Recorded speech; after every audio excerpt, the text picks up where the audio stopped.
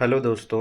21 नवंबर 2025 से नया लेबर कानून इन्फोर्स करा दिया गया है, जो कि चार विस्तृत कोड्स में है। पहले 29 कोड्स थे, लेबर लॉज थे।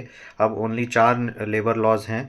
इसको मैं एक एक करके समराइज करता हूँ। जो मेन पक्ष हैं, जो वर्कर्स के हित में हैं, वो उसके बारे में मैं जानकारी देना चाहता हूँ। एक एक करके मैं बताऊँगा। जैसे अभी पहले अपॉइंटमेंट लेटर मैंडेटरी नहीं था, तो अब अपॉइंटमेंट लेटर मैंडेटरी हो चुका है।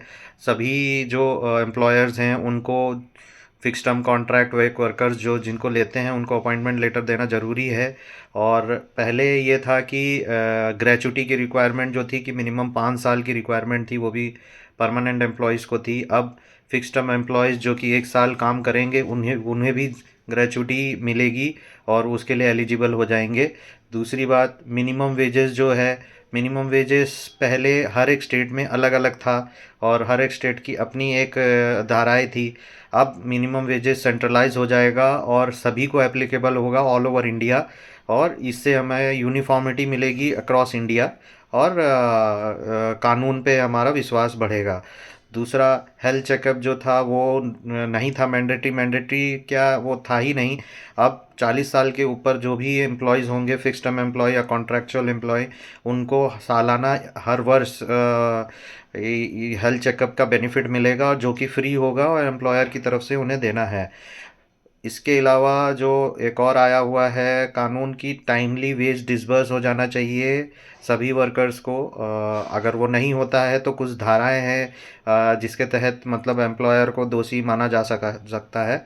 इसके अलावा पहले यह था कि कुछ शेड्यूल एरियाज़ में या इंडस्ट्रीज़ में वुमेन्स को अलाउड नहीं था नाइट शिफ्ट में काम करना। अब उन एरिया, सभी एरियाज़ में, सभी इंडस्ट्रीज़ अक्रॉस इंडिया आप अलाउ कर सकते हैं औरतों को काम करने की, बशर्ते उनकी अपनी मंजूरी हो।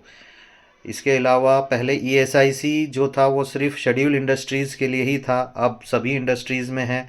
और मिनिमम 10 एम्प्लॉयज़ हैं तो मतलब उनके लिए भी अब एप्लीकेबल होगा। तो ये चीज़ें हैं। इसके अलावा पहले ये था कि अलग अलग लाइसेंसेस, अलग अलग मैंडेटरी रिक्वायरमेंट थी जो कि इंडस्ट्रीज़ को लेनी पड़ती थी अगर जब भी वो नई इंडस्ट्री खोल रहे हैं या चला रहे हैं। लेकिन अब एक सिंगल पोर्टल होगा जिसमें सिर्फ एक सिंगल लाइसेंस होगा, जिससे रिटर्न भरना, जो एम्प्लॉयर्स को रिटर्न भरना होता है, वो सिंगल पोर्टल से ही हो जाएगा। तो इसमें पारदर्शिता भी बढ़ेगी और इजी भी हो जाएंगे ये सारी प्रोसेसेस।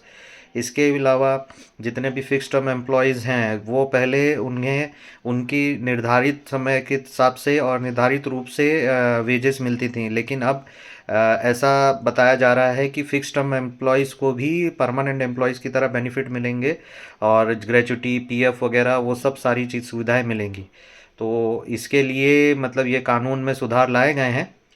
और ये सब समराइज़ की है मैंने। इसमें काफ़ी वो चीज़ें हैं, अंतर आया है पिछले के हिसाब से। अब जो है नया कोड जो लागू हुए हैं वो काफ़ी विस्तार रूप से और बेनिफिट्स के साथ आया हुआ है। Thank you. या इसके अलावा कुछ अगर आपको जानकारी चाहिए हो तो मेरे व्हाट्सअप चैनल, फेसबुक पेज और यूट्यूब चैनल को ज़रूर सब्सक्राइब करें, लाइक करें। Thank you.